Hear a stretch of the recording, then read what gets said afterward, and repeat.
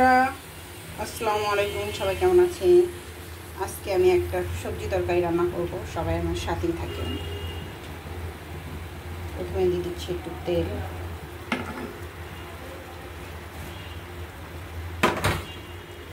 বন্ধুরা, আমি হলুদ আর মরিচ, সিম্পল হলুদ মরিচ আর লবণ দিয়ে পটলটাকে ভেজে নিচ্ছি।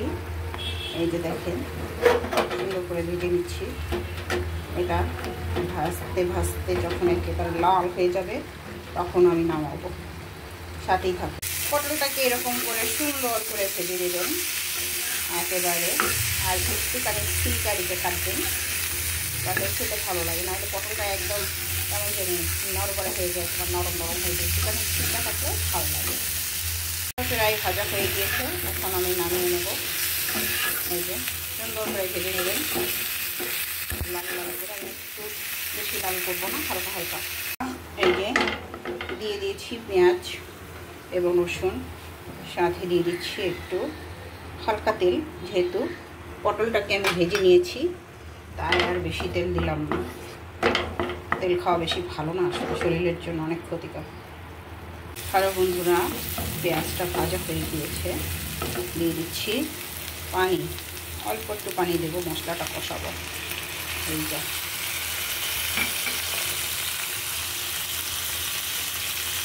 প্রথমে দিয়ে দিচ্ছি ধনিয়ার গুঁড়া 1 চামচ, হলুদের গুঁড়া 1 চামচ, আর একটু দেব 1 চামচ। ঝালের গুঁড়া আপনারা আপনাদের পছন্দ মতো দেবেন। যে ঝাল বেশি খান তারা ঝাল দেবেন, আর যারা ঝাল কম খান তারা দেবেন। আমি মিডিয়াম খাই। দিয়ে দিচ্ছি স্বাদ মতো লবণ, আবার অবশ্য পরে দিব। এই যে এখন নেড়ে নিচ্ছি। দিয়ে দিচ্ছি চিংড়ি মাছ। চিংড়ি মাছ ছাড়া তরকারিটা ভালো লাগবে না। অবশ্য যারা ভেজিটেরিয়ান আছেন তারা এটা স্কিপ করতে পারেন, চিংড়ি মাছ ছাড়া রান্না করবেন, তবে অতটা মজা লাগবে না। তবে যারা ভেজিটেরিয়ান আছেন তাদের জন্য তো অবশ্যই মজা লাগবে, যেহেতু তারা মাছের মজা পানি না এবং মাছ খান না, তাদের জন্য পারফেক্ট। পরে হ্যাঁ বন্ধুরা, আমি আবার চলে আসছি আমার রান্নার কাছে, এবং কি আপনাদের কাছে চলে আসছি, আপনাদের নিয়ে আসছি আমার রান্নার কাছে। এই দেখেন আমার তেলটা উপরে উঠে আসছে। এখন আমি দিয়ে দিচ্ছি এই যে পটলগুলো ভাজি করেছিলাম, সেই পটলগুলোকে অবশ্যই হলুদ মরিচ এবং একটু লবণ দিয়ে ভেজে দেবেন সুন্দর করে। দেখেন কি সুন্দর কালার আসছে, মাশাআল্লাহ। আবার আসছি, সুন্দর করে একেবারে নেড়ে দিচ্ছি, এপাশ ওপাশ অনেক সুন্দর করে নাড়ছি। দেখেন পটলটা যাতে ভেঙে না যায় এদিকে খেয়াল রাখতে হবে। একজন রাঁধুনিকে যে কত দিকে খেয়াল রাখতে হয় যারা রান্না করে তারাই বুঝে।